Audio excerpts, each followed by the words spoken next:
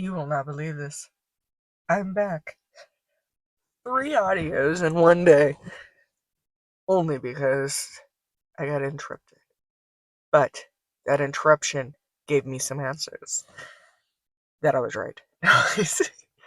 um, so, I asked about, referring to another audio, I asked about the can I touch his hair?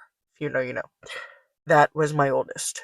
Because Kevin said that for our youngest, once, which apparently I guess the memory got a little skewed, but I just told you what happened. So, um, we're in the episiotomy, no epidural. Okay, so when I bit my mother, apparently she got mad and backed off. So that's Kevin's memory, and I trust it. Point being, I remember as being, no, apparently when I bit her, she got very angry and backed up. Um, so she actually wasn't at my head, and it really was just, I'm surrounded by doctors and nurses and all that. So, yeah, my youngest comes out and he's breathing, and um, I'm just trying to get the memory back so that I can. Okay, so yeah, so then I also asked if I was right that for my oldest, he had to deal with work and obviously the bus and all that, so my mom was more around.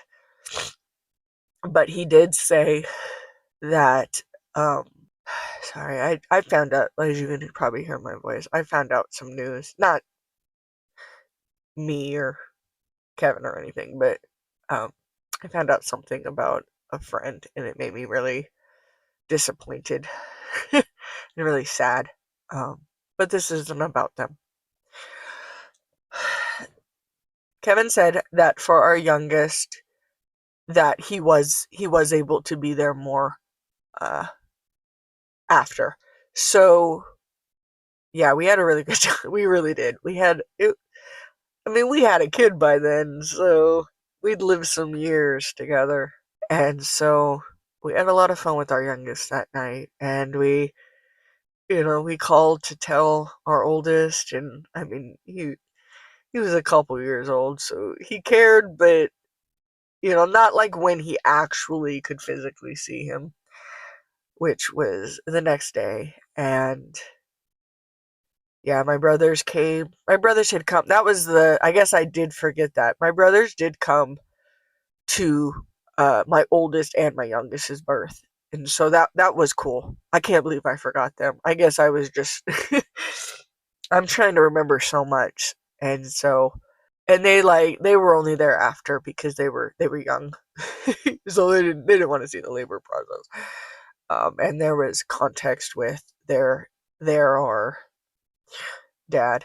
Um, but they got to see both of them, and that was wonderful. And I don't remember. I'm trying to remember if my grandparents. I don't think so because when my oldest was, I believe, a baby. Well, yeah, he'd have to be a baby because of a situation in a pool. But my grandmother, by the time my youngest was born, was already in Alzheimer's, and so I believe she was still coherent at that point, but they were a little slower, if you get what I'm saying. Like it took a little more, and so they did show up within a day or two, I believe. I don't know. Point is, I've just told you 3 different birth stories, and while they're nothing professional, this is very chaotic, especially this one. I Why are they such big memories? And then when you tell them, it's just like that's it. Like you just within an hour, I'd given birth. Within 26 hours. Meanwhile, for me, it's certain memories may be a little hazy. I mean, situations like that, I'm not exactly writing things down to record an audio later. But I do remember, whether it was my oldest or my youngest, I remember that feeling of wanting it to stop and it continuing to go. And that's kind of what I was trying to get to. I ended up earlier running out of time, which is why I kind of had to rush the endings. But birth's weird when it comes to trauma because it's like you know that there is this wonderful soul that's going to be arriving and it's going to happen one way or another. And that's what makes it scary because there is no like never mind. Because I for one am somebody who believes that no matter how you give birth, it's a toll. I can't imagine having a C-section. I because I've never had one. I can't begin to know what that feels like, but it doesn't seem to feel good. And the women in my life who have had them are warriors. I do know what it's like to give birth without meds, and I know what it's like to give birth with an epidural, and I know what it's like to give birth and have a long labor, which, I mean, 26 hours is not quite like some people who have them for like 56 hours, but still, it's a lot. But I also know what it's like to give birth and it only be very short. Come on, very intense. And I know what it's like to react instinctively. And I know what it's like to forget that you were punished for reacting instinctively.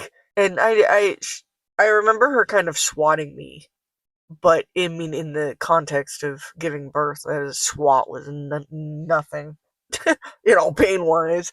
But I mean, I guess I did get swatted in labor. I guess that doesn't really sound good coming out, but I guess I forgot that.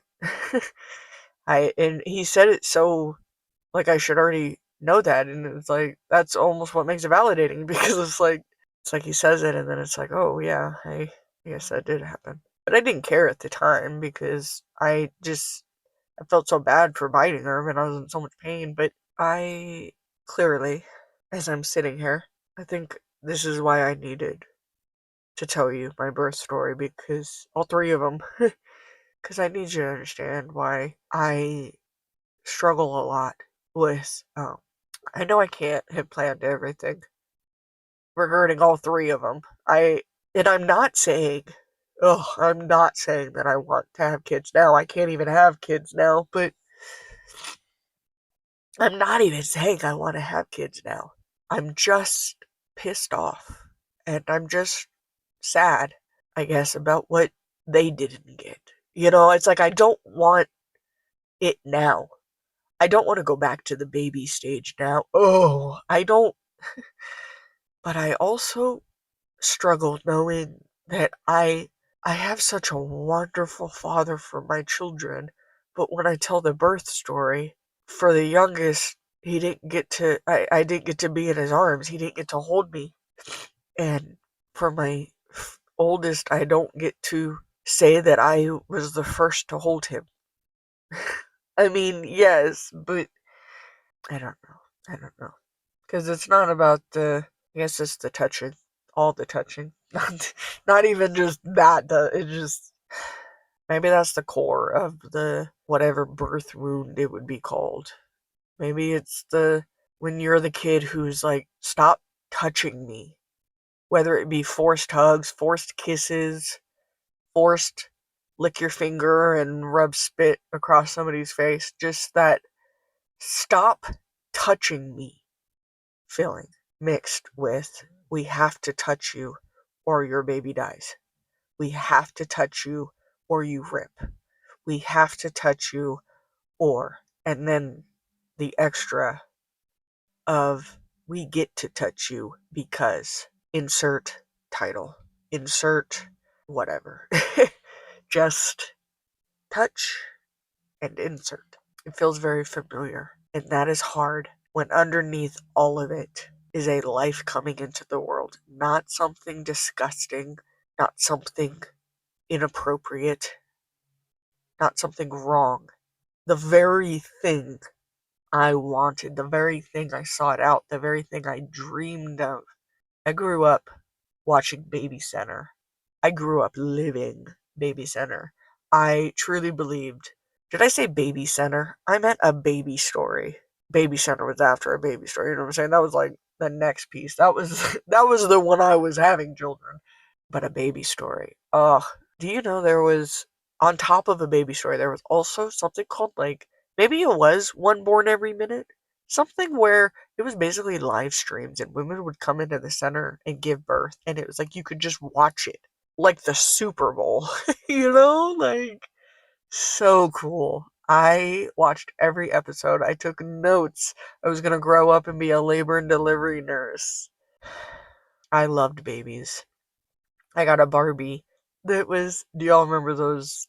Marge, I think was Marge. She was the pregnant one that was caused a ruckus. I loved her. I didn't love how when you took her belly off and the baby came out, she had perfect abs. Be so for real. But I loved her. And I loved my baby doll. And I loved the thought of one day being a mother and one day getting to have my own birth story and my own moment and my own candlelit bath with my strong husband holding me against him so nothing can get me, even the pain. That's what I believed. That's what I expected. And, well, that's not what happened, as you've heard. And that's okay, because problem number one was the fact that I don't even think that hospital, either one of them, had a room like that. And definitely not a room that my insurance was covering. But here's the thing. I love birth. I loved birth. After I stopped wanting to be a labor and delivery nurse, I wanted to be a doula. But birth's just the beginning. Birth is just the beginning. And yes, certain things didn't happen. And my birth stories are not maybe what I expected when I was little. But my children, two of the three, but really all three, because if you listen to Brevin's birth story, you know that Brevin lives in his family, in his siblings, in his brothers, in his name. My other two are the best kids. Sorry, not sorry. I'm gonna say it with my full chest. Those two are worth every hour, every second of what brought them into this world, and more. Their birth story matters because it is a piece of their story, but it is not the whole story. And the part that's not the birth, the after, the rest, I will take all of that. I love it all. I want it all. I want so many wonderful, positive, blessed years for my children. And those wonderful, incredible souls lost years of their mother because of my mental illness from those births. They didn't have a choice in any of it. I didn't know what was going to happen once I stopped being able to walk. I didn't know they were going to think I was an addict and tell me that I couldn't have Tylenol to go home, so that I was going to be in extra pain, healing, still poor, still struggling. Nothing got fixed for my oldest. I failed the postpartum questionnaire and I didn't get checked in on once I got meds. They just, here, next time they saw me, I was pregnant again. Are you still on these meds? Nope. I only just recently, and I don't mean literally recently, but it feels like recently. I only just recently came back to them. I've been here physically. I was always here physically, even in my worst moments. And I say this like this: when you got something, you gotta. I may have been sick, and I may have I did, but almost waited too long and almost lost my life. I understand that, while also knowing all that it took to even get to that day where we went into the psych ward. All that it took to even get to my youngest's birth, to even get to my miscarriage, to even get to my first birth, to even get to getting pregnant. I know all of it, and I know that even when I wasn't feeding myself, I still made sure they got fed. Even when the house was a mess, I still made sure that there wasn't anything dangerous that would hurt them. And if I encountered anything like mold where I couldn't afford to fix it, I would still research what can I do. Okay, I can't do this. You're telling me I can't do this. Fine. What can I do? Because I have to make sure that my babies have the best they can. And eventually, I'm going to find out how to give them even more. When he said that she pulled away, my first thought was it today where I spoke about my grandma and how bad I had felt about the way I treated her and how she didn't hold it against me and understood that I was. Today, I guess I'm just feeling this wound a little more than usual. I guess.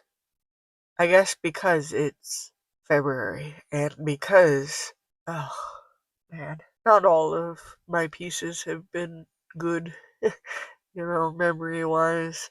But it's like certain moments, it wasn't like I got through it in the moment. I wouldn't have told you it was anything negative other than, I mean, your baby being purple's never positive. That's, certain things I've always known, but I mean, the pulling the catheter out after all of that, just like they said, you can't go home unless you pee, and I couldn't pee. But that's like little stuff. That just goes back to the established trauma in a localized area. But that's one of those, like, if I let my brain go to that, then I'm gonna go off on a whole other topic regarding urinary tracts. And there's a part of me that wants to go down that path, and then there's a part that doesn't tonight. Because it's like, I'm still trying to learn. I'm still trying to gauge, I guess, what is sharing for my own healing, and what is letting the emotions take over, letting all of it get to me, stuff that can't be fixed. That's the thing. Nothing's going to change. It's already happened. Birth is set. No matter how it goes, you don't get a redo. So I need this because I need it to live somewhere. I don't want to lose the memories, and this is what I was talking about at the beginning. Don't I don't expect anything to change. I just need somewhere for this to live. I can tell my children their birth story, but I'm not including certain pieces of how I interpreted it. But if I don't share how I interpreted it, then it's like the version of me that lived it and fought to bring life into this world all three times. It's like they just get left. And I don't want to leave them in those memories because I've seen the power of taking them out and giving them somewhere safe, the memories. And there's nothing that anybody can do since it's established. Nobody can change it. Nobody can say, well, I did, shoulda, coulda, woulda, remember? And maybe tomorrow it won't hurt as bad. Maybe when the sun comes back up, I'll be okay again. But I'll still have made this audio, and eventually it'll live somewhere. As soon as I end this, it'll live where it lives currently, and then it might live somewhere else. But at least it won't have to live where it always has. At least not only, because that's been really hard, especially when situations like this happen where I find out that what the reality of what happened wasn't even, but everything was just so chaotic. And it doesn't I mean, it's such a tiny detail. It's just more of, I guess I can say this. I still keep feeling like like I have to be censored because I might say something, but I mean, I already think I know a couple of who I'm gonna invite, and I think you'd just be okay with me saying stuff. I'm trying really hard to not place blame on any one person. But then as I'm telling stories, not always, just certain memories, but as I'm telling them, I'm going, you're trying to leave that part out. You're trying to make them sound better than they are. And I don't mean Kevin. And I feel like when I don't leave things out, it sounds like I'm gossiping. And this isn't me trying to gossip. These are the facts of being there. And as you see, I guess here, I keep saying see, but as you hear, I'm even fact checking just to make sure. If my words are going to live on the internet for eternity, whether I ever share this with anybody, I'll know. If my words are going to live somewhere, I'm going to make sure every single one is honest and truthful. And not all of it is malicious lying. It's more of stuff I may not even remember correctly, and I don't ever want to find out that, like, when I talk about certain things, I get this feeling, and it's like I don't feel it when I talk about other things, other memories, but I get this feeling, and it's like yucky. I know that gives no.